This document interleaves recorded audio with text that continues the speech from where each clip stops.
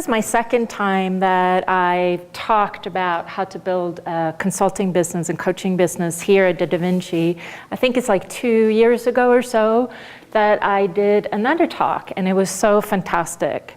And I think the biggest part that it's such an honor to be here with each of you is that I know each of you have a powerful expertise that's just sort of kind of waiting to come out. And some of you already know, as we talk to some of you, and some of you don't know yet. But what I hope that we can do today is that you take the leap of faith, because you're here, you've already made that first step, but also take the bigger leap of faith, knowing, be confident in yourself that you're gonna find it if you don't have it yet.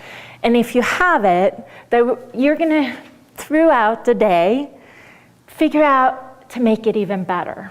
So I want you to sit in this place. I call you a superstar. I always call all my clients a superstar.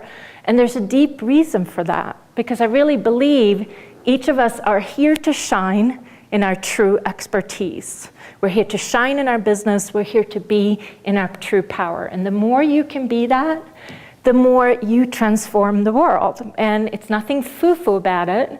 It's more that you sit in who you are and share those gifts with the world and give customers and clients solve their problems, you know? And that's the most important part. So let me just get my notes up so I have that too.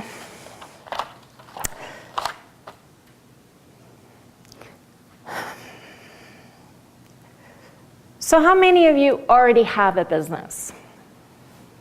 Okay. How many of you don't have a business yet? Okay. And how many of you, I think there was 8 or so that were coaches consulting. Can you raise your hand again of those of you who are? Okay. So, because I want to see there's a balance in the room, it's kind of half and half. And so some of you have a business, and you might not be doing consulting yet, is that correct? And some of you don't have a business yet, and some of you are already coaches and consultants. How many of you are a consultant versus a coach? So consultant, okay, and coach? Okay, so more consultants than coaches here, great. So our definition of coaching consulting is something Mark will go into in the next hour, because our definition is a little different. And part of why we do it that way is to really help you have more of an expertise in a much bigger way than most of coaches, consultants do, because they always feel like either or. And I find that the most powerful businesses, you are actually both. So, being a coach and consultant, we narrowed down 150 different professions that you can actually be a coach and consultant. And I'm sure there's a lot more than that.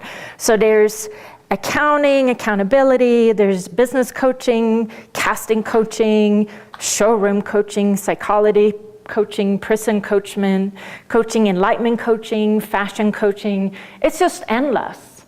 And so what's powerful about it is that every industry needs coaches and consultants. It's just figuring out which industry that you fit best in. So, but how I always start with everything is I share the secret formula, how you're gonna get the most out of these 3 hours. And I do this because I tend to be a person who think I know it all. And I don't know if you have that problem, I do. So I have to bust myself to constantly learn, right? And so my thought for you is that you stay open-minded, because the more open-minded you can be throughout the whole 3 hours, the more you will learn. And I think that's a very powerful thing, because mastering who you are, mastering your ability to really take things in and constantly grow will make you a really, really successful person. And learning new things is really powerful for the brain. And if you're gonna continue growing your business and what you do, you have to learn new things. The unfortunate part is a lot of entrepreneurs stops growing, and that's not something that can happen. So if you only walk away with one thing today, that's valuable. So sometimes, there's certain information you can't take in or you feel like you know it. But if there was only one thing, I've done that where I walked away with one idea and made me thousands of dollars just from that one thing. So whatever it is, just be open. And and that's why I said, you never know what that one thing can become that big thing. So keep that in mind. Now, also, you have to bust yourself. Like I said, I'm a bit of a know-it-all. So I totally constantly have to ask myself these 3 questions. So I'm going to share these 3 questions. In the information, if we share information with you and you're saying, I know that, then the question back to yourself is, am I really doing it? There's a difference between knowing something or heard the idea, and there's a difference between actually doing it. Now, the second question I ask myself then is, so if I'm doing it now, am I doing it right and correctly? Because that's another problem, right? If we're doing something and we say, oh, it didn't work, it might be that I'm just not doing it right or correctly. And then the third and final question I ask myself back is, am I getting the results I want? And if not, what do I need to do to change it? So those are the 3 questions. And I find that this keeps me open, and it'll keep you open in the process, because the most dangerous part for all of us is when we shut down and think we can't be helped. When we think that we know it all, and yet we're frustrated. We're not getting the results we want in our business. We're not making the money. We don't have the clients. We're just not feeling like we're really owning who we are. And I promise that the things we share here today is going to be invaluable, so keep that mind open. And I want to share an example. We have a client in Israel. She wanted to use a different website software, right? And she has kept on insisting. And in our coaching, we really teach our clients to use WordPress, because it really is the best for a coach or consultant or for a brand, because it's really good for SEO and getting your website really out there. It's easy to update. You don't have to have complicated systems or staff doing it all for you if you need to do some things yourself, and you have more control. Well, she didn't want that. So we were having discussion after discussion, and finally she converted to WordPress. Her website is rocking, and she said afterwards that was probably her biggest insight. She was so grateful to learn the new thing, because this is something she had been resisting. And the most powerful part, within those 90 days, she's now making $16,000 just from really following and being open and learning the new things, right? And she's on a track to make a lot more, but that's pretty good. That's starting a business from scratch. And it's about being trusting and open. So the things that I live by as my life philosophy is 3 things, and you can probably, every client and even Mark can tell you, I love being uncomfortable. So my suggestion to you is you allow yourself to get more uncomfortable in your life, You've got to keep stepping out of your comfort zone. Because if you don't get uncomfortable, you will never find out what you're really made of, because you're more stronger, you're better, you're more powerful. And here's an example. So Mark, when he launched his author coaching business, he was really hesitant about doing a high-level coaching program for an author, because what does everybody think about authors? Do authors have money? Do they? What do people think about authors? I think most people think that authors doesn't have money, right? It's the biggest perception out there. So when he decided to offer a high-level coaching program, and it was $8,500, he never even imagined he could have it before. And then he started offering it, and he got clients, and high-end clients, and really helping them get a publisher, write their proposal, queries, all that stuff that need to be done. And I think it's really about, you have to get uncomfortable and put yourself out there and see bigger for yourself. The other one is think 10 times bigger than you are.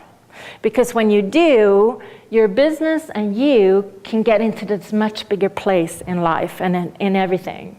And I think most people, they think way too small and just say, if just this little bit, I'd be so happy. And I just think, no, go for it. Think the 10 times bigger. There's actually a book called 10X by Grant Cardone. It's a very masculine book, so I warn you, but for you guys, you probably love it. For women, you might have a challenge. I tend to like both because it challenges my perception of things too. So it's a really good book for you to read. The final part is get out of your own way. That means you got to learn how to thrive and use what you're best at. It means that you don't need to be in your way of your business, of you really getting to that bigger place in life and who you are here to become. And I find that most people will get in their way. We all do.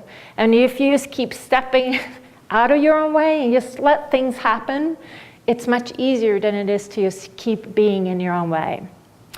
Okay, so now we're going to get into more real content. We just did the mindset, but when it comes to a 6 to 7 figure mindset for a coach, is you have to know your own value, and we're going to get into that in a little bit. But you have to feel worthy and good enough, because if you don't, the money won't be there. You'll collapse on yourself. You can't sell your coaching programs in the right amounts. You'll self-sabotage yourself. You'll continuously feel ashamed that you're making money.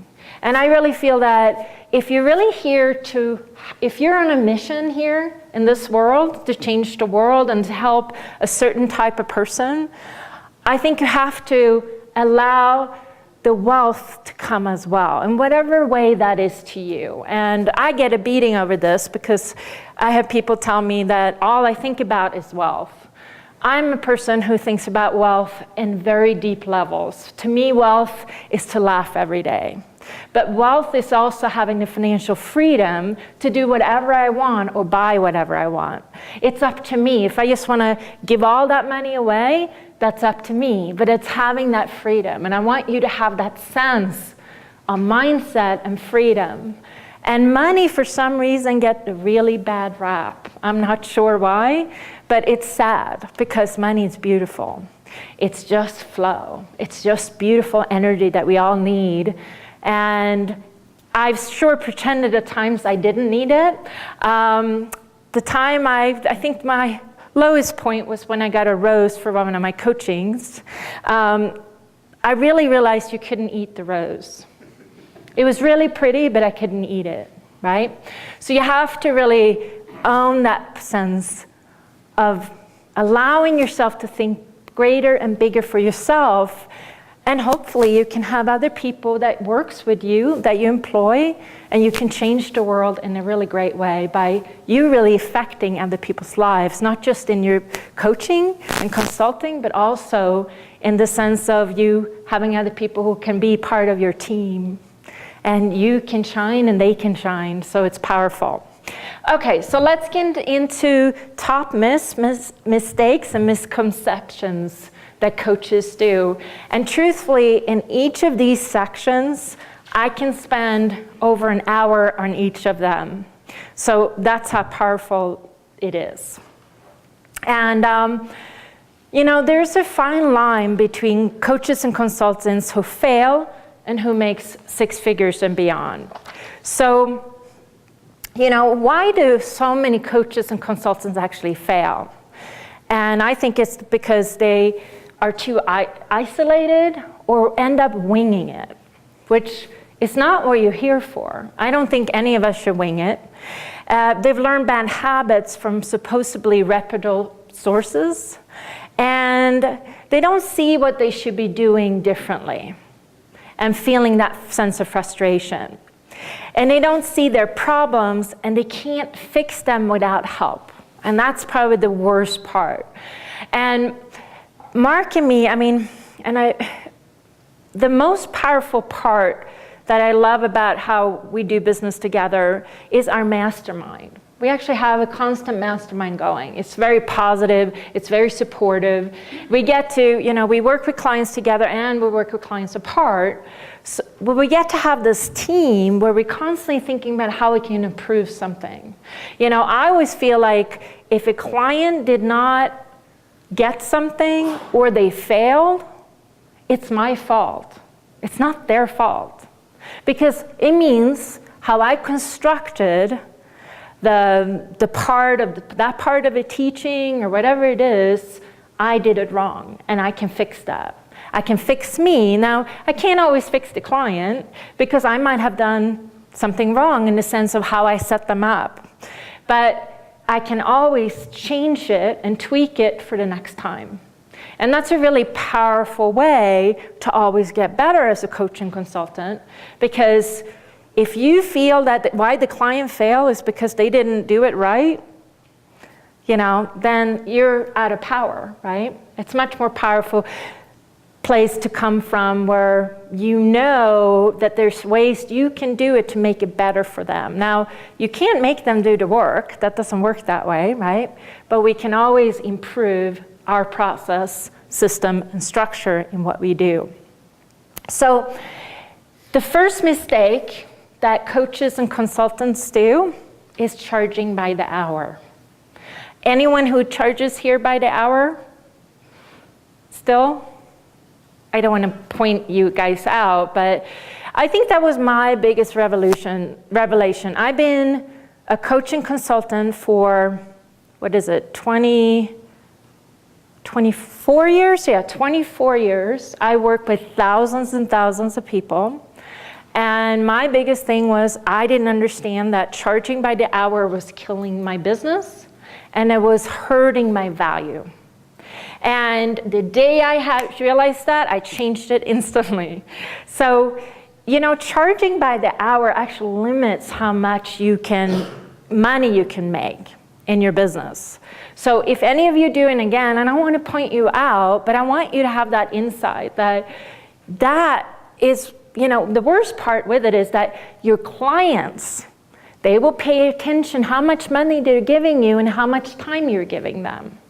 And you actually end up losing clients because you're charging by the hour. This concept for me was so difficult to get in the beginning because I thought, well, what if a client just won a few sessions? I should give them that, right? I should just, I don't really know how long how long it's going to take to get my client there. So I just want to kind of free flow and just give it to them, and they can just pay me every time. Well, what I didn't realize was I was underestimating myself, my own value, and what the client really wanted. Clients want programs and structure. They want to know beginning, middle, and end. They really want to know what the outcome is going to be. And I'm going to go into that in a moment. But it gave me my freedom to stop kind of winging it and going into something more powerful, which is coaching programs. And also, it decreases drop-off rate if you stop charging by the hour. You'll have less dropout rates. Isn't that amazing? It was just so amazing when I started realizing that a lot of these things solved my problems. So instead of multiple sessions, offer long-term programs. That's the solution. The other one is not charging enough. Well, I should be the cheapest. The industry only charges this much money. That's not correct thinking. And so we don't know better sometimes what to charge because we live so much in our own mind about our own value and about how much we can charge and what we're really worth that we can't really see that if you really have a unique expertise, you probably should be charging a lot more than you are.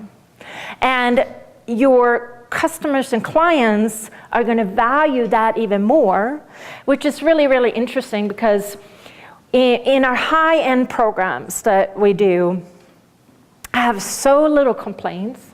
I have dream clients. I adore them. It's like, it's just different because the client has really, really understood the value and the outcome in the program, and they're so committed to it because they've put their whole heart and soul into who they're going to become and the brand and the coaching business or book they're going to write or whatever it is, and they have handed over a big chunk of money and they're not quitting. Big difference in attitude. So charging more will bring happier clients and you'll be happier as well. And when you don't see your full value, that's when you don't charge enough. If you don't know how to communicate your value correctly, that's when you don't charge enough. And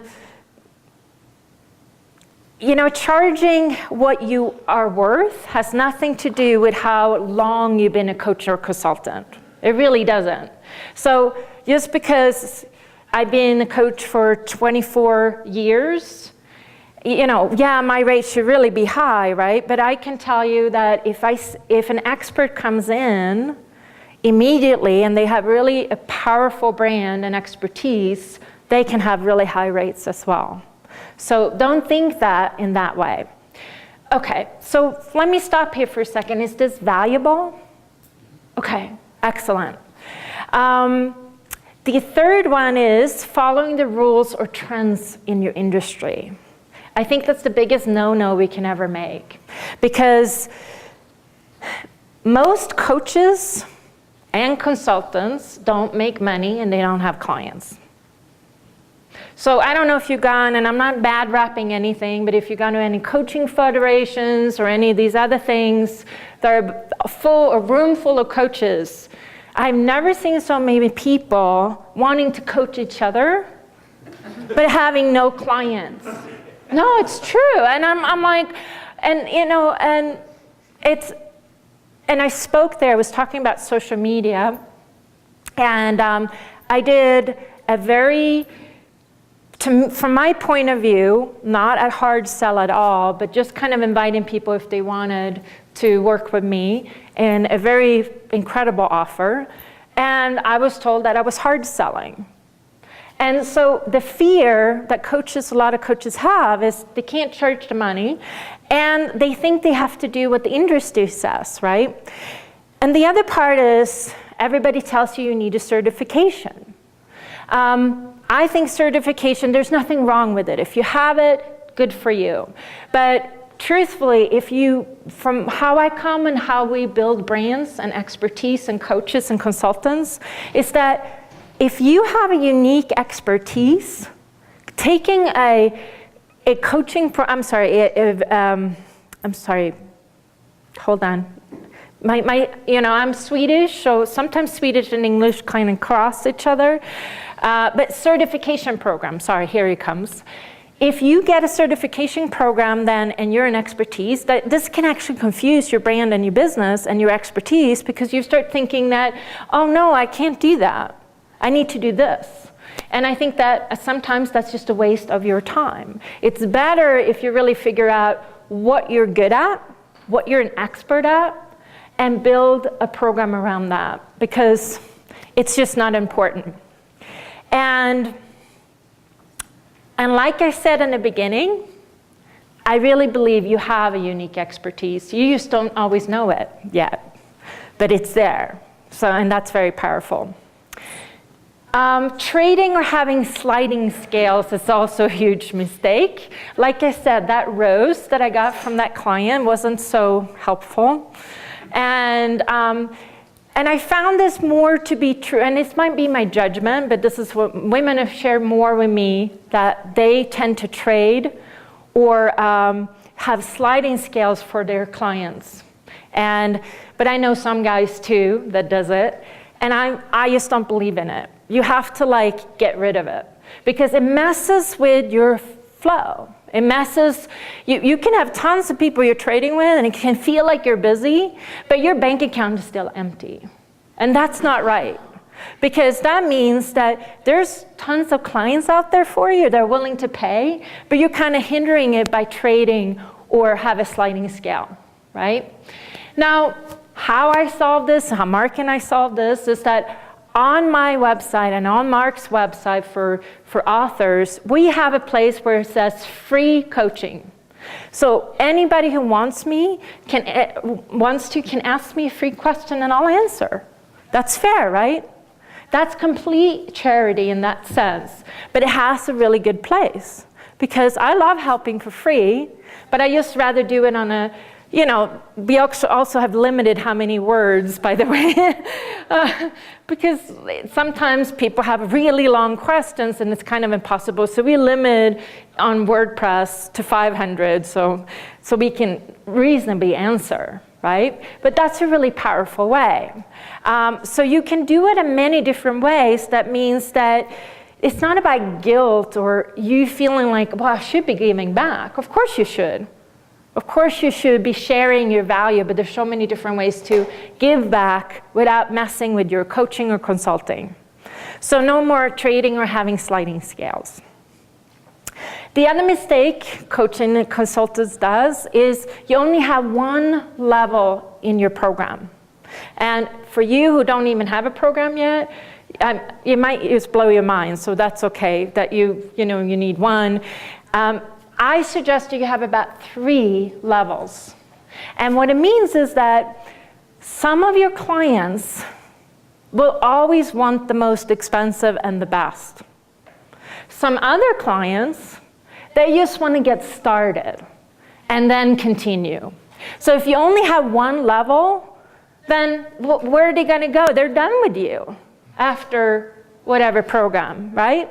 You might be lucky that they continue, but then what about next year? Or I don't know how long your program is. If it's a 3 or 6 month or 12 month, that depends on you, right? But if you don't have more than one level, you're really hurting your clients and what you offer. But maybe most importantly, it doesn't force you, because this is what having more than one level is going to force you to see the different values of what you offer. So the first level program, you're going to have to give a little less, right, than the high level program. So it forces you to separate certain things that you should separate anyway, because truthfully, every program is not for everyone, And if you know the difference, then you're much clearer when then you're going to share with a client or a prospect what you do, and they're going to really be able to, you're going to really show them that I have this one program, this is the perfect solution for you, and this is why. And that gives you that power. So the other part that coaching consultants does, and I've been so guilty of this, so by the way, each of these things I'm sharing is so revealing because it's every mistake I made, So, if you made them, don't feel bad, because this is why we're sharing. Because if you don't understand all these parts, we can't get into the system and structure and the sales funnel and all that, right? But as a coach consultant, selling the wrong things, and I mean you're with a prospect, and you're trying to compete on time or price. That is just, you're selling the wrong thing. If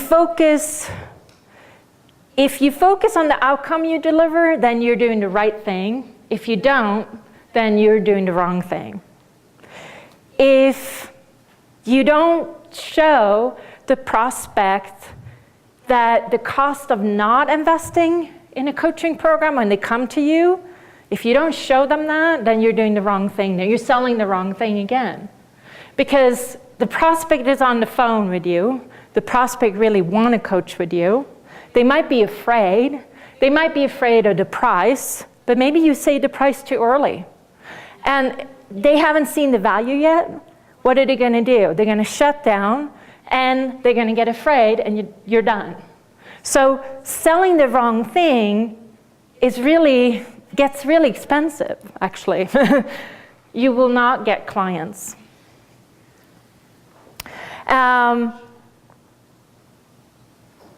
you need to reveal the process that you use to help them to become successful. So that's the most important part on the call. I'm sorry, do we need? Okay. So when you're revealing the process and showing the client the pain and the problem and why they need to invest in themselves. So here's how I look at anyone who invests in my coaching programs. The client is not investing in me. They're an entrepreneur. They're investing in themselves and in their business. So it's not about, of course they need to trust me and see the value in the process that we do, but the biggest part is the client actually having the confidence to invest in themselves. And that can be the hardest part, not that they don't trust me, they might not trust themselves, right? So you have to be really clear on the process. The other one is, you can talk about what they're going to get in the program, but that should just be a couple minutes. How many of you talk more about what you're going to be doing in the program, how many calls, this and that? They don't care. The client really doesn't care. They will do anything you say, and they should, because they're now signed up for a program, right? Then finally, you talk about price. Truthfully, we don't do that a lot of times. We send them a proposal, which shows everything and then the price. The reason is because the client needs to have a moment. They need to really think about it. They need to see in the proposal everything they're going to get, right? Which is the very last part. We'll say how many calls and all that. But the process, the benefits, the things that we're going to be doing. And then the order form, right? And the price. And then they're going to have a heart attack, you know, for a bit. And they need to have it. Because it's, again, about investing in yourself. We all get scared about that.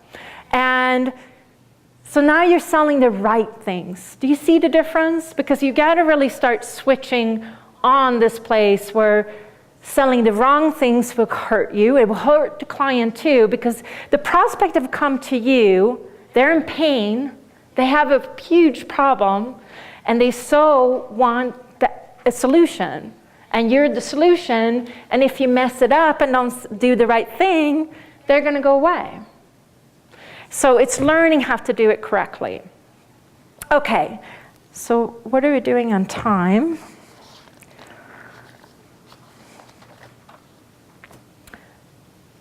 The other part that coaches, consultants do that is a mistake is the lack of clarity of the outcome you create. And truthfully, this has been one of my hardest things, because I didn't get that. I used to do whole life expos in the beginning when I started doing I did more mindset coaching. I show up, I had a huge booth, and people would just sign up, and I'd stay in a city for like 3 weeks and have clients from 9 in the morning to 9 at night and just be booked, right? And it was just by my presence. People were just attracted, but I never talked really about what or the outcome. It was great. But, you know, and I did charge, thank God I did charge a lot, or at first I actually had love offering. And thank God I attracted really high-end clients, so they gave me really good love offerings, but, you know, it was no luck. It was my own fault, right? I messed it up. But if you don't know the outcome of what you're creating, you're going to constantly walk around feeling that people don't see your value, and they don't understand what you do. And if you ever feel like that, you walk into a network meeting and people go, what do you do? And then you start mumbling. Any of you start mumbling when, right? It's always so awkward, isn't it? And you just don't know suddenly what you do. And when they say, well, what's the outcome you create? You go, oh, I make people happier. In what way, right? So you got to be really clear. So communicate a clear outcome. And I'm going to give you a really fantastic one. And this is from Mark, and from our sister company, right? And his company, that one is called Literary Agent Undercover. And I'm just going to read it straight. So Literary Agent Undercover provides services for aspiring authors, Although Literary Agent Undercover helps writers develop and edit their books and build their promotional platforms and create pitches as well as proposals, those things aren't what people actually pay us for. That's because those things are just the process we use to help our clients get what they really want. It's a book deal with a major publisher. So what's the outcome? Why is that more important than platform and editing books and query letters and all that? Because they don't care about the specifics. It's money, right? But also, right, it's a clear specific. And that's why I always say, you see, I love his business that way. I get so jealous of it because the outcome is so clear. People want a publisher, right? Everybody wants to be published. They want an advance, you know?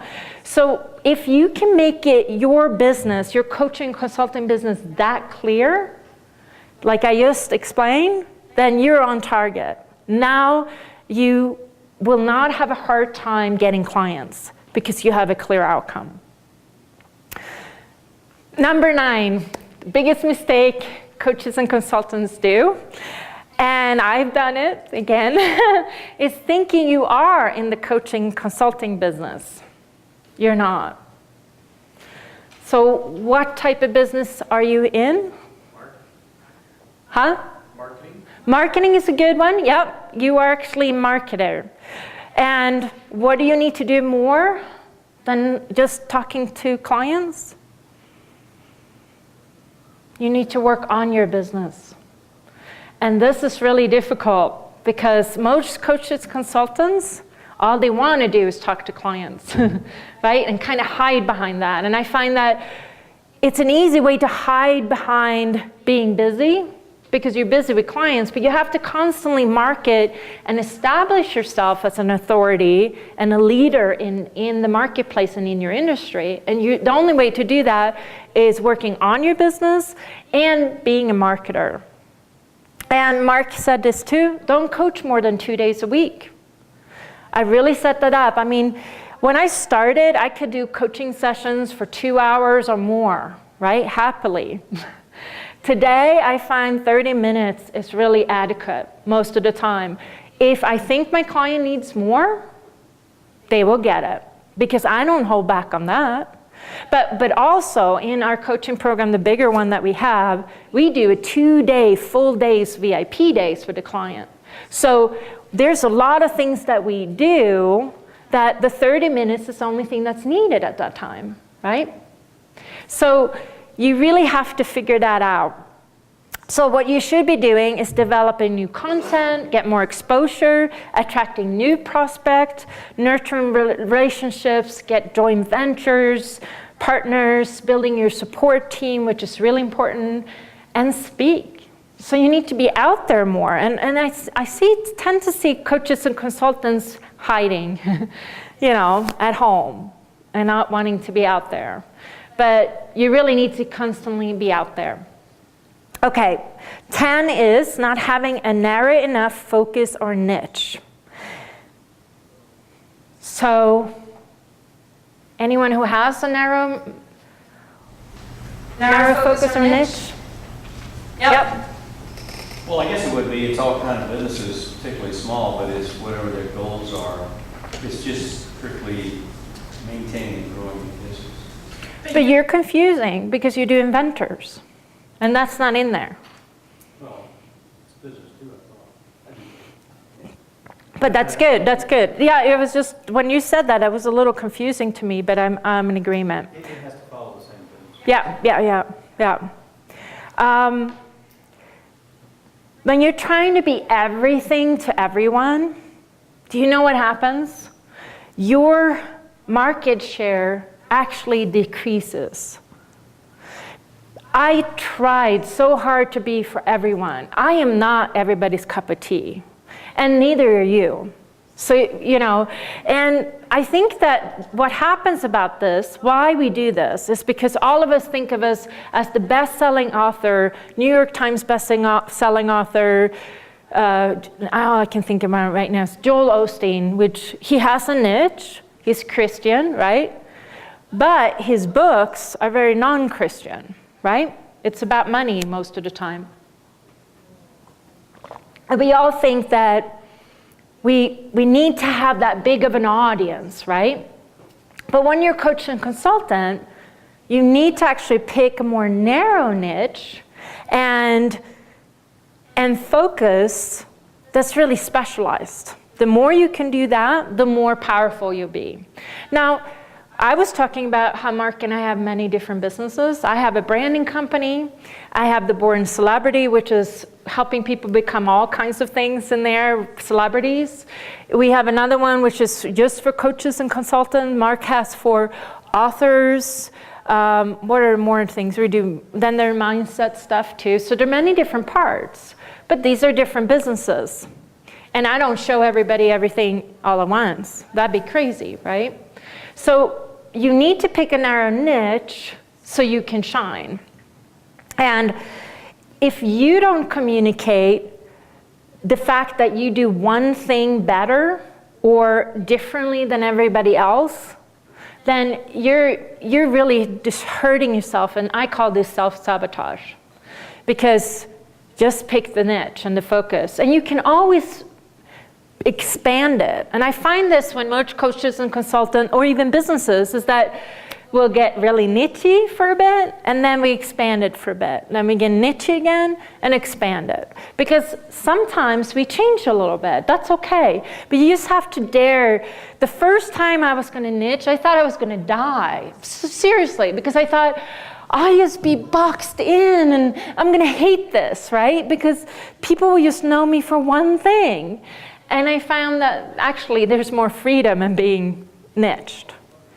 It's more powerful. Okay, so the other part that I talk a lot about and that a lot of coaches don't have, they don't have X factor. And what is X factor? To me, X factor is what differentiates you, what makes you stand out from the crowd, and also what makes people trust you. It shows you that you have a different ingredient, maybe even a secret ingredient or secret sauce that no one else has. And you have to stand out.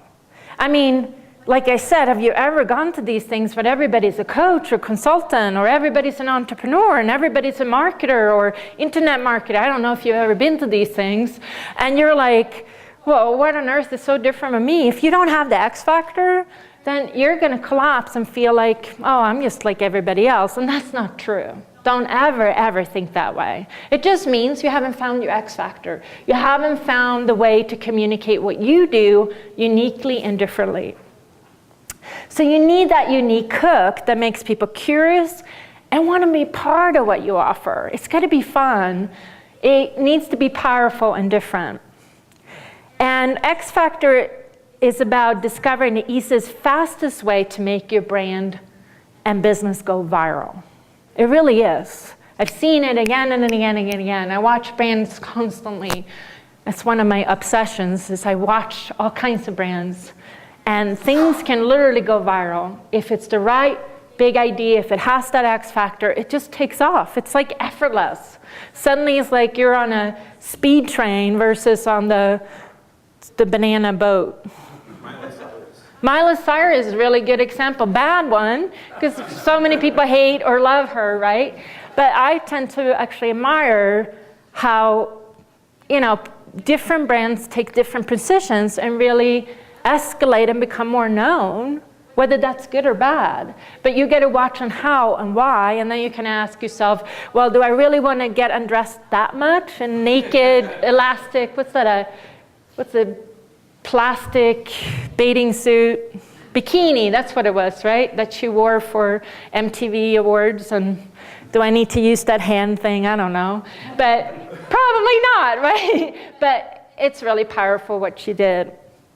So you need X factor. Okay, so there's a couple of more things. So Mark is going to be teaching next hour is the mistake of not having the right systems of structure or poor system and structures. And you really have to have system and structure in place, something I had to learn the hard way. Because boy, I used like to flow before in my coaching and not do any of that. And I learned that the system and structure is really cornerstone of your business and who you are. And the more you can learn how to do that, the more powerful. The other part is he's going to be talking about lacking a streamlined sales funnel. So he's going to show you the sales funnel we have and how you can use that for you. And so those are two more things. And he's also going to be teaching doing too many different things. So if you're an entrepreneur that had the shiny object syndrome, all of us do, by the way, that otherwise you wouldn't be an entrepreneur. I don't know if you knew that, but all of us have ADD. And that's partly a gift. But a paralyzed entrepreneur with too many shiny objects, it's like, what's a deer in a headlight and you're gone, right? So he's going to show you what action you actually need to take and keep you away from all the other. And he's really good at that. Okay, so the other one is failing to get clients real results. This is one most coaches and consultants mistake does. It's like, you're just so happy you got a client, you forget that you actually got to get them results. Right? And I really bust myself every time I have a client. I am not happy unless I really, really help them achieve those things. And I keep adjusting my coaching process and what we do and everything because I just want to keep on getting better, right? So if you're not getting your clients or the results you promised, that's a big problem. So what I found the biggest problem with that is that the coaching consultants are trying to please their clients. And that's not your job, actually. You really have to learn how to manage the client's expectation. And you can talk about, the coaching and consulting process, what it's going to be. You can talk about hard times, easy times, when it's, all these different things. You have to constantly manage their expectations. You have to learn how to deal with the hard stuff as well as the good stuff. And this is the darker side of coaching and consulting. It's really difficult. Clients can get really out of hand. And if you're not getting the clients their real results and you don't keep that in mind of getting the real results, you're just going to be their kind of play toy. And I'm difficult as a coach consultant because I am not here to serve my client being their best friend. I'm here to deliver my clients results. And so I'm not wanting to please clients very much that way. And it's not out of being malice or anything. It's actually out of true love because they hire me to get them somewhere different. I show up for that. So you have to stand for your clients in a very different way. And you have to challenge them. You have to make them uncomfortable in order for them to get the new results they want, If they don't want to, for example, if a client, for example, that I have doesn't want to raise their prices and they say they want to reach, a certain financial goal, then I have to help them raise those prices, right? Because I'm not going to get them the result. So even though being a nurturer and a people pleaser is good to some degree, but I would say don't be that as a coach and consultant. That's not your value. Again, your value is the results you create and the outcome they're going to get, and also the expertise you have. That's why people pay you. It's not because you're the nicest person in the world. And I am nice, but I can also be hard. You've got to have that difference. Okay, so how much time do I have? Mark is also going to be teaching, now, doing too many different things. That's what we did, right? And I'll go over these. Oh, he's also teaching not doing the right things to get more exposure, and also thinking that you and your business is different. I think the last one everybody is plagued by. Everybody thinks, well, my industry, my business is different. So what we're teaching here today, that's not going to work for me. Absolutely not, because I'm so different. And you've got to change that because your business is not different from my business. There might be a couple tweaks that you need to do, But truthfully, it's not. And so the third part is really about how to communicate your true value. This is my favorite part in what I do.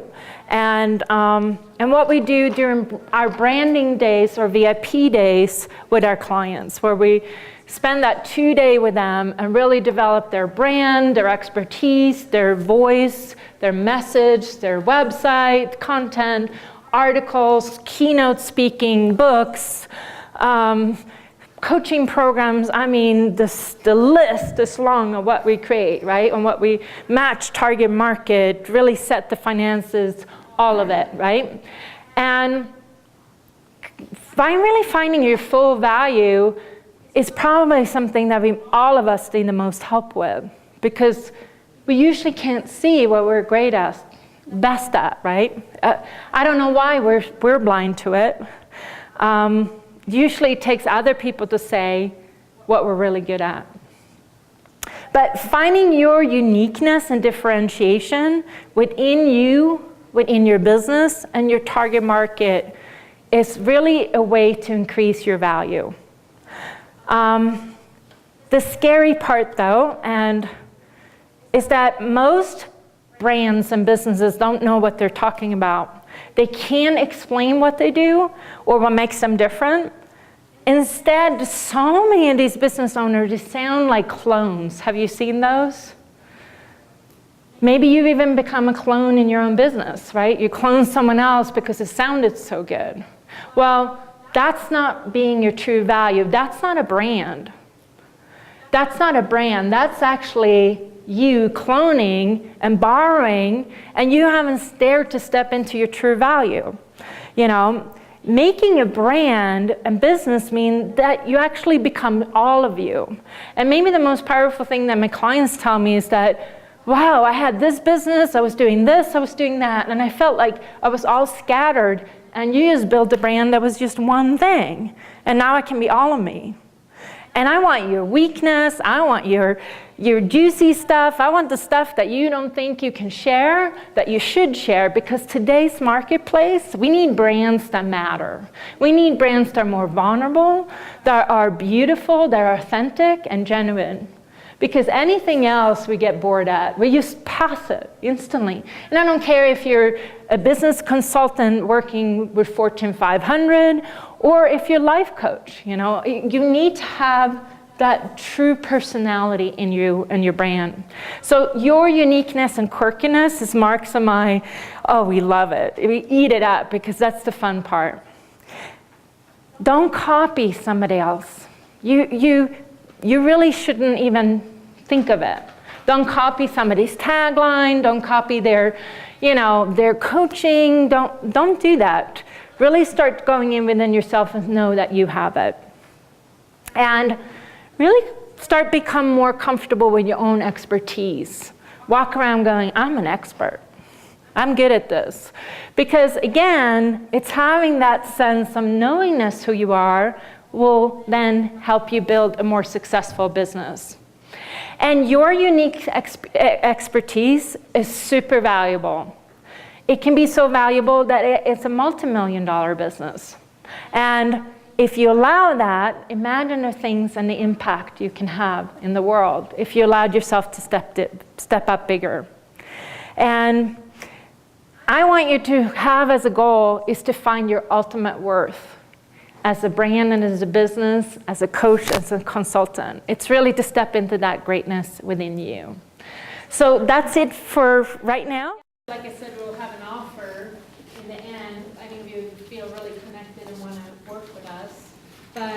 And look at that on 2 levels, because you're going to have to multitask.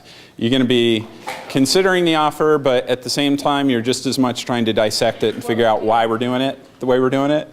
So I'll try to talk slow. All right. Okay. All right, now this is my sweet spot. This is where I'm most comfortable. I'm going to have the most fun, giving you this part where we get into the nuts and bolts of how everything works. A couple things first, though. And Well, I don't have it written down here, so I'm just going to tell you this first so I don't forget. Someone was talking to me during a break, kind of sharing some of his frustration. He really resonated when I spoke earlier about how it took me 10 years. I had this expertise, could have been monetizing it, 6 figures or more, 10 years, nothing. And then all of a sudden figuring out how to do it and making it happen in a short time. That resonated with him. What I didn't explain, which I explained to him during the break, is how that happened and why we got there in the first place. It's kind of a tough story to tell. When I met Ingrid, she was living in Malibu. Okay, that's where she was coaching A-list celebrities. She was super healthy at the time. We met, I was living in South Florida. Who moves where? I won. She moved to Florida. We drove cross country, all her stuff in a huge 27-foot U-Haul truck with a car and a trailer behind it. 42, whatever, the biggest one they had. This woman's got a lot of shoes.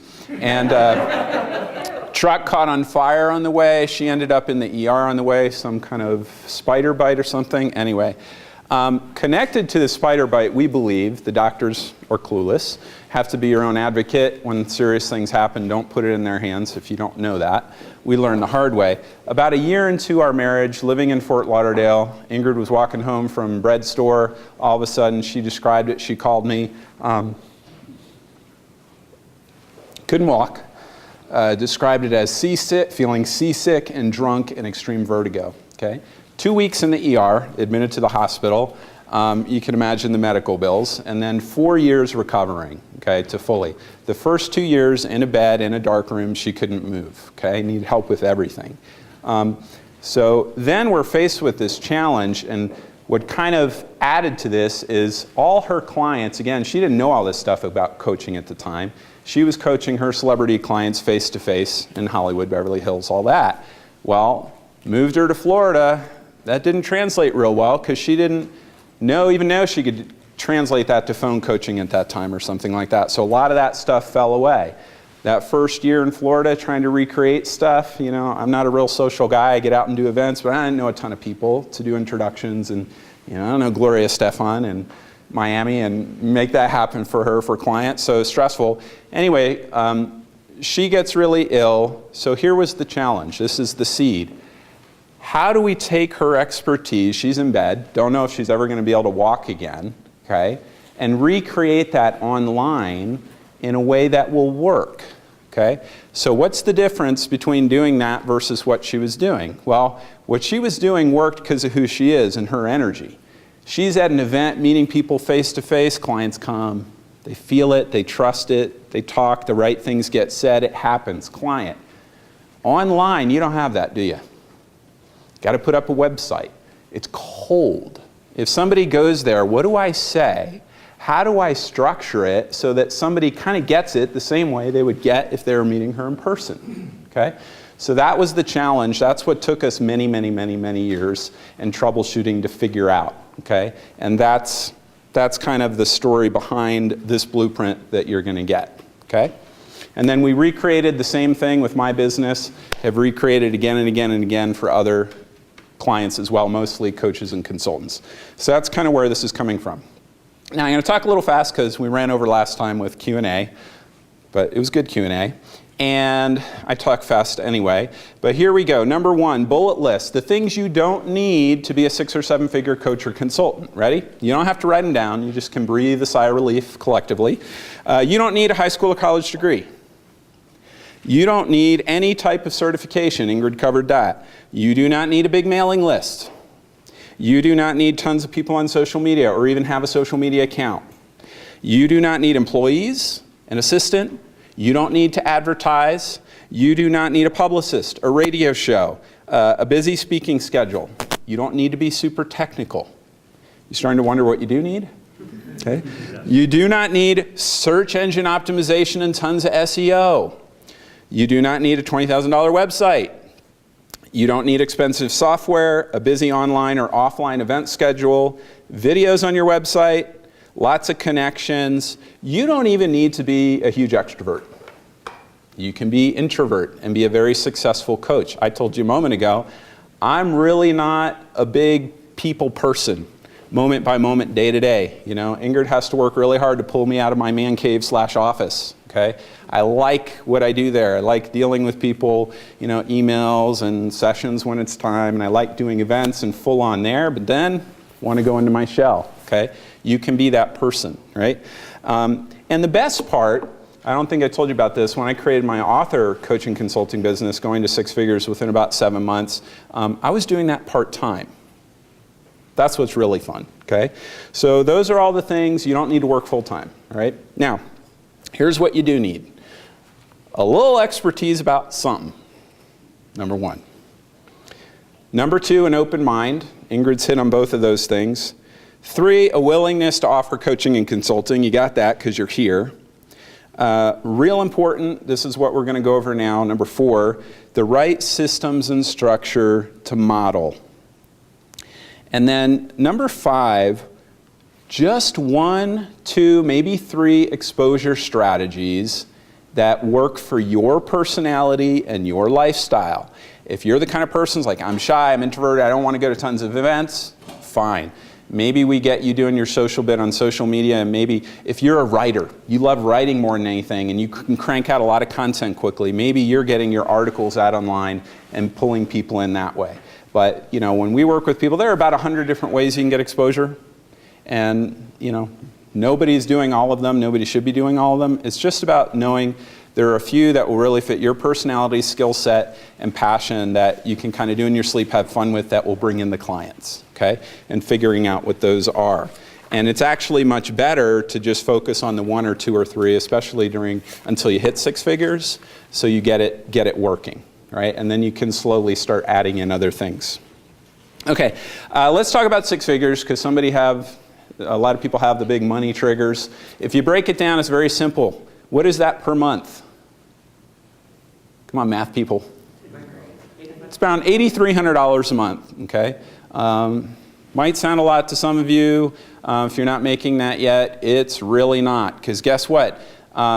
You're not going to have a coaching program that's less than $3K, somebody to sign up with. That's like bare minimum.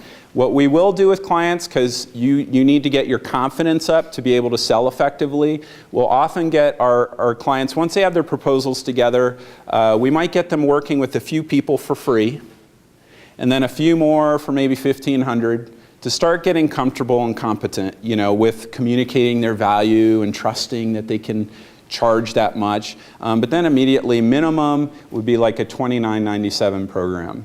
And then there's no limit beyond that.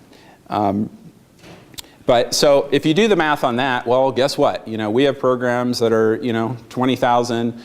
We have programs that are higher than that. In my author coaching, I have some more smaller programs, like things at like 3K, right? But I also have 8,500. I have 1,500. I only need to hit 8,300 a month. I only need to sell 2 people into a $3,000 program, or 3 of those, right? So 1 per week. And the magic of this funnel that you're going to see, it's about doing a bunch of work on the front end, but then you getting clients works on autopilot. And this is the magic. So here's the thing. The introductory offer I'm going to make at the end of the next session for intro, 1-hour call and all that, it's the only thing I sell anybody, anywhere, anytime I go out. It's all I sell. Why? Because I have a good funnel. That's the thing that works best for me to get coaching clients. It's the thing that's going to work best for you. Slightly tweaked, but that's how it works. Not a free coaching call, a paid coaching call. We'll talk a little bit more about that. Okay. So let's see. Am I leaving anything out?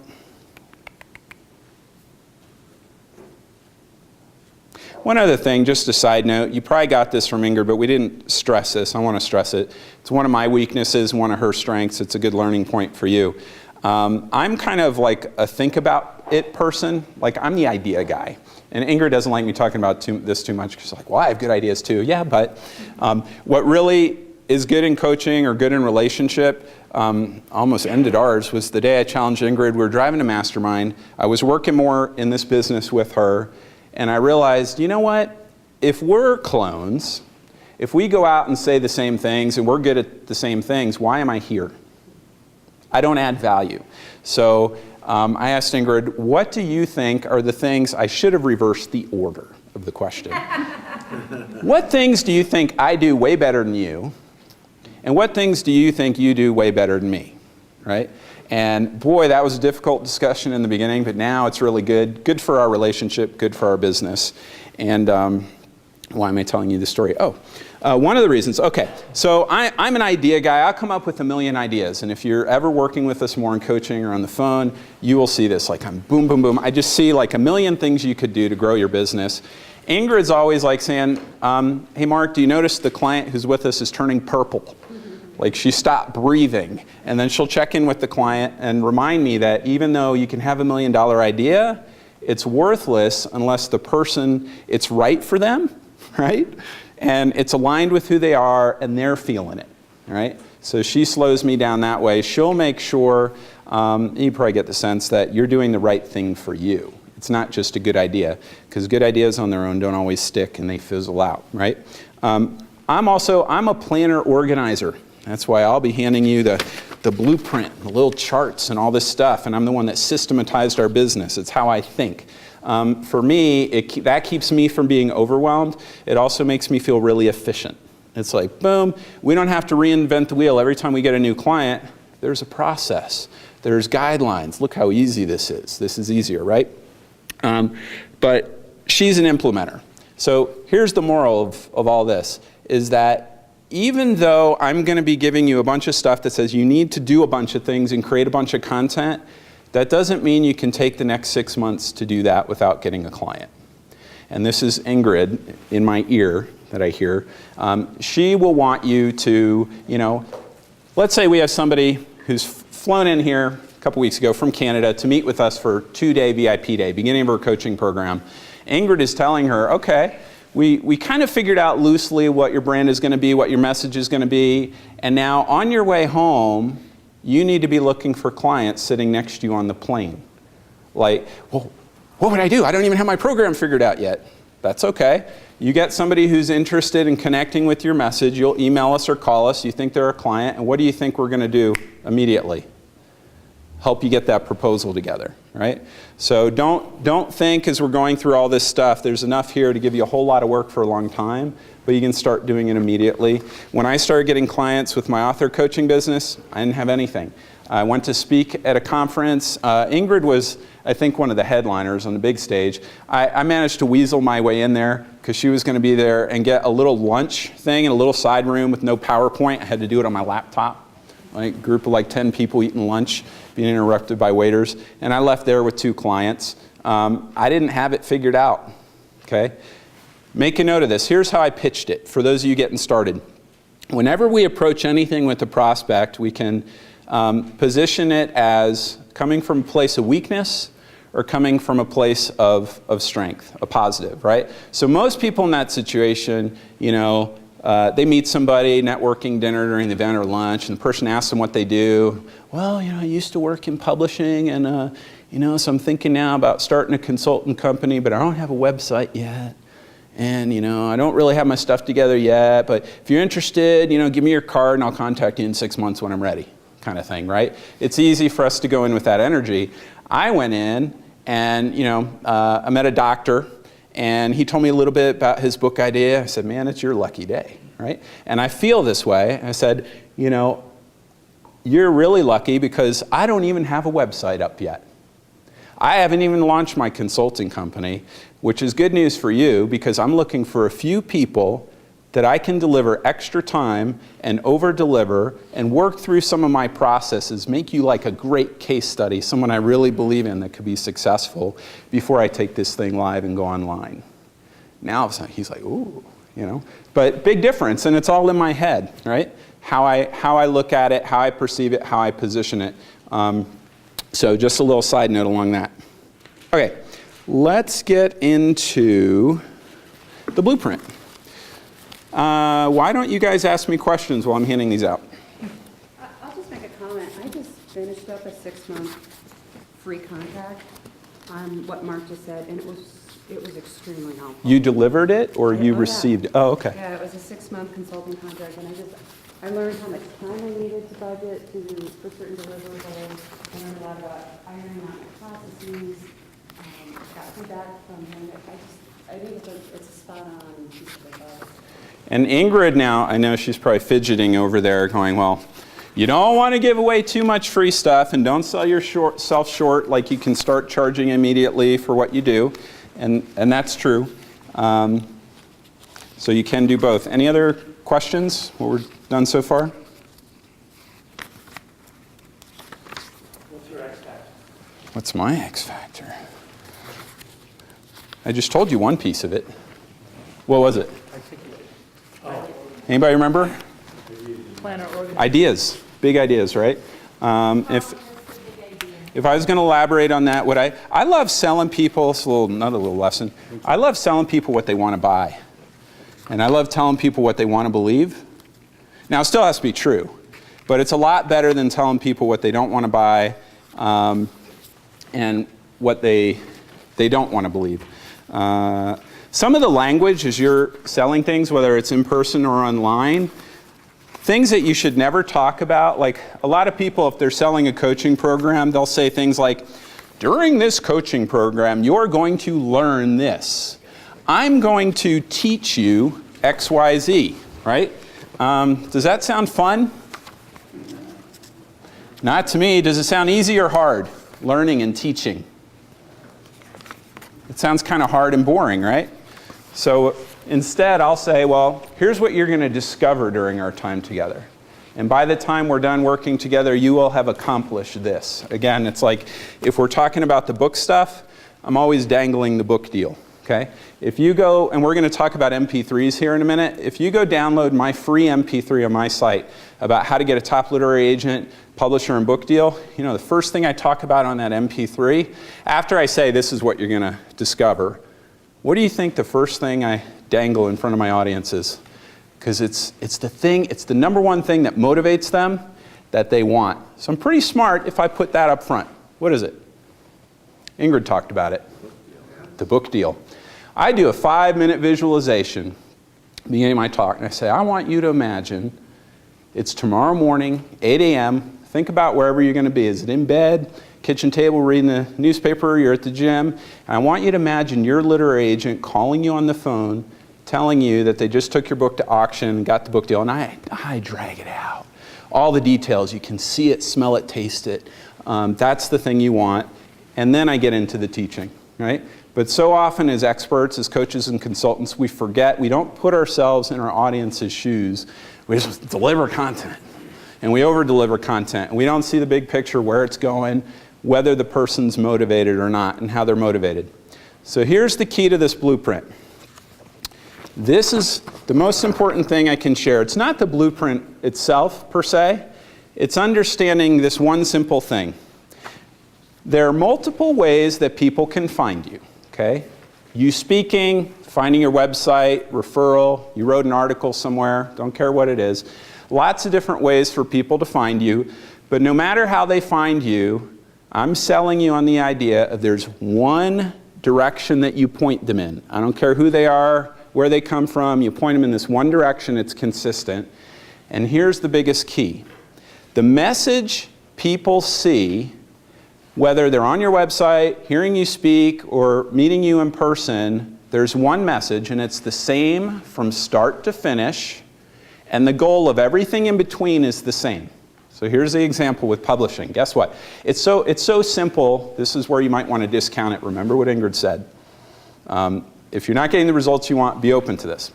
So anyone comes, asks me what I do in the publishing industry, or what I do in my author coaching, one thing. I help you get a top literary agent, publisher, and book deal. So guess what? You come to my website, that's the first thing you see.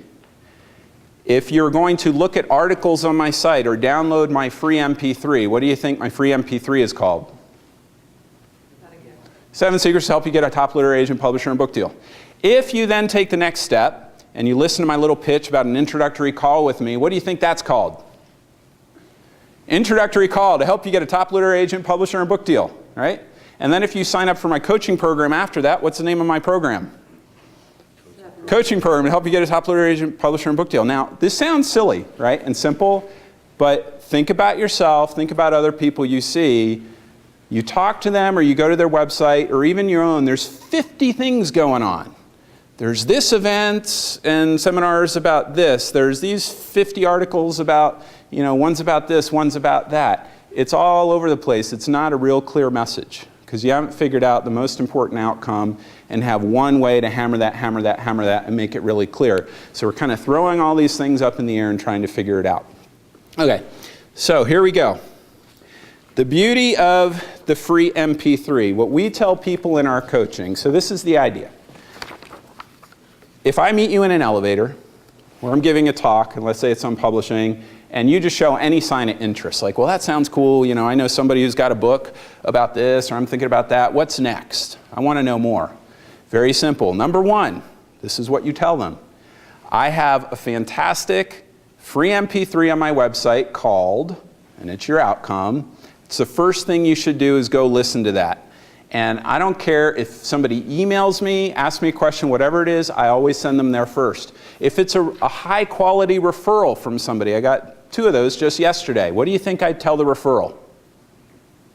Fantastic. But you know what? Great you found me. Love it. Robin always sends me great referrals, but I'm not sure yet if we'd be a good fit to work together. Here's what I suggest you do. Go here, listen to my 1-hour MP3, and guess what? Even if you're not sure you're interested in coaching with me, there's tons of valuable nuggets on there. You're going to learn something. So go listen to that first. If you like what you hear, then come shoot me a follow-up email. What are the benefits do you think of doing that? Making them jump through that hoop instead of saying, here are my programs, here's what I charge, me following their lead. What are the benefits, do you think, of me making them go listen to my MP3? They begin to take ownership of the deal. In what way? Well, they begin to feel like they're in charge, or you're kind of offering them something that they have to make a decision on. Yep. Rather than you try to pull them in, they're the ones approaching you. Good. Right. I'm not hard selling them, am I? Yeah. It's like, maybe you're good for me, maybe you're not. Sounds like you might be great, but you know what? I don't want to sell you on something when I don't even know you're a good fit for me. Why don't you go listen to this, be really valuable, and let's see, what else? They self-qualify. Yeah. Self-qualified. Do you think everybody goes and listens to it? No. The ones that don't, what are they called? Looky-loos, right? Boy, didn't we just figure out a great way to filter those guys out? Okay? Do you think that I ever go meet with people in person or do coffees and talk about their book or any of that stuff that a lot of times, me in the past, I felt I have to do to kind of get clients? You think I do that anymore? I don't have to. Don't have to. Can do that at events and meet people, but hey, here's the next step if you're serious. If you don't know if you're serious, it'll help you figure it out. And I tell people, this MP3, I promise you one thing, lots of valuable information, and it's going to be a catalyst for you. One thing's going to happen. You're going to be super excited about your goals of getting a book deal, and or you're going to want to work with me, or figure out you don't. Or maybe you want to self-publish. I don't know, but I'm going to help you figure that out, and then we'll get to the next level. The MP3 is the most important thing you're ever going to write, and the hardest, because it's not just a talk, it's the talk, okay? It is going to have all the following ingredients. Maybe I have these written down somewhere. That'd be kind of cool. Does it have to be MP3 versus pre-recorded webinars? It can be a pre-recorded MP3. I'm going to say MP3, here's why. And it's going to be an hour. And we get a lot of, I'm not saying you're bucking the system. I don't mean that. It's just making me think of this. It's a good question. A lot of people, well, can I do an article series instead? What about videos? What about this? What about that? Here's the thing. This MP3, 60 minutes, if I can help you create that, and here I can only give you the outline, but you'll see, it is most likely chance of me communicating everything I need to communicate in a short time to get you to take the next step action to sign up for an introductory call. Here are some of the ingredients in the MP3. And you can also provide a transcript with it. Some people like to read, okay? But make it a 60-minute talk. Here's what's in it, doing this kind of from memory. First thing is obviously a welcome, telling people the title, and who it's for and who it's not for. Very important. One of the most important secrets, right up there up front, as I'm doing that, I'm telling people who this is for and who it's not for. I'm dealing with every possible form of resistance that person might have about what I'm about to say or about who I am personally. So, and oftentimes experts, we skip all this stuff. Again, we skip the psychology of being in people's shoes. Well, people have preconceived notions and ideas about what a literary agent is like. You know, oh, New Yorker, not compassionate, cutthroat, all about the money. Okay, and that's just one little piece. So you better believe that that's one of the first things that I communicate. You know, I'm a former literary agent, don't hold that against me. It's a line lawyers use a lot, right? If you've ever met an agent at a conference or had a bad experience, I'm not that guy, here's why. I tell people, when I get into my own story, I tell people that, I'll tell them that I'm a writer also, so they can relate to that and trust that I understand that point of view. That's a long way of me getting back to your answer with the literary agent stuff. That's part of my X factor. When I named my company, I thought two choices: literary agent confidential, literary agent undercover. Undercover one, here's why. Literary agent confidential, I feel like any other agent could retire down the road and pop up and create a competing company like mine and call it literary agent confidential. Literary agent undercover brings in all the former expertise as an agent, but also the X factor of my story, which is I became an agent with the primary purpose of learning how to get my own books published. That's the main reason I became an agent and went in there and did it for 5 years. Nobody else can tell that story, right? Or probably not, right? So it's, again, finding those things. First 6 months I had my company online, I didn't have in my header that I was a former New York Times bestselling literary agent. I wasn't promoting the fact that I've had someone on the New York Times bestseller list. Kind of stupid, right?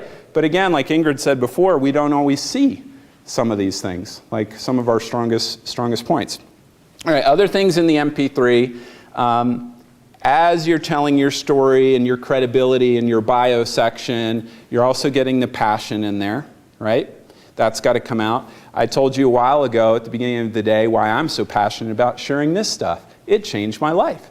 You know, 10 years of struggling. I could have been making tons of money and I wasn't, you know, just because I didn't know how to do this, right? I've got my own different version of that story for the publishing industry about how I was frustrated and wanting to get my books out there and didn't know how. And if only someone could see my stuff, I could make it happen, right? So your story, get your passion in there, your credibility. What else is in the MP3? Most important, your main teaching points in the MP3, there's no pure formula for this. But basically, if you follow like the Steve Jobs teaching model, a lot of speaking models, you don't want to share more than 3 big points in a talk, right? But what you want to do is you want whatever your main teaching and value you're giving your audience, and you kind of ask me and see if we're doing that here today, right? It should be a perfect mirror or parallel of what you would help that audience do in an introductory call and then in coaching. Does that make sense? So what did we talk about here today? We're talking about how you structure your business, the whole model. Do you think that's something we would be helping you with on an introductory call or in coaching? Yes. Just going deeper, faster, easier. The same thing, a lot of the mistakes about how you're charging, how you're structuring your programs. You know, like what you would put in your MP3, it's not like apples and oranges. This is a mistake. A lot of people that have a free MP3 that is, you know, it might be, let's slip into the, let's say our main MP3 was just 10 mistakes that new coaches and consultants make, and all we did was talk about mindset. And then we try to kind of, as a next step, get you to come on to an introductory call with us and talk about the structure of your business. We'd still get people, but there's kind of a disconnect, right? So in our free MP3, we need to talk about a little bit of the mindset, a condensed version of what we're doing with you today. A little bit about the mindset, a lot about the structure of your business, a lot about how you feel and whether it's aligned, making money. And so then it's a logical, seamless progression for you to say at the end of the day with us today or at the end of listening to an MP3, well, let me put it this way. A lot of times at the end of an introductory call that we do, a paid introductory call, a lot of times some people who are smart marketers will say, okay. I'm like, what? And they're like, well, we got 7 minutes left. I know it's coming. Give me the pitch. for the coaching program. And I kind of smile inside and laugh, and I say, what do you mean? Like, well, I know you're going to do it. You know, I know next step would be coaching. And I say, well, it's very simple. I said, I don't need to sell you. I said, what did we just talk about during this hour? Well, we talked about this, we talked about this. And I said, yeah, and all those ideas I gave you for that, it's very simple. You can go try to do that on your own right now, or I can help you. Right? If I did my job right on the introductory call, if we talked about the right things, then the job is done. One step backwards, MP3 is the same thing. Introduces your process and the core areas where people will need your help. That's what it does. And so this was the biggest revelation for us. This is what allows you to have a simple business. If ever I do a radio or interview, or I go out and do a talk about authors, you know what? Same thing every single time. I might have different stories I use to illustrate the different points, but every time it's the same thing. Well, this is what an agent does. You know, this is what a query letter is to get you an agent. Here's why you need an agent. Here's why you shouldn't self-publish. You know, here's a few tips on how to make a good book a bestseller. I have my core stuff because it works. You know, I talk about the goal, what it would be like to get that phone call, and how, you know, I sent my first 6-figure book deal author. I made reservations at the nicest restaurant in town that he loved and sent him there, and there were champagne and roses on the table when he got there with his wife. You know, but same thing again and again, and you can do that once you figured out what really works. Okay? All right. I hear you eating candy.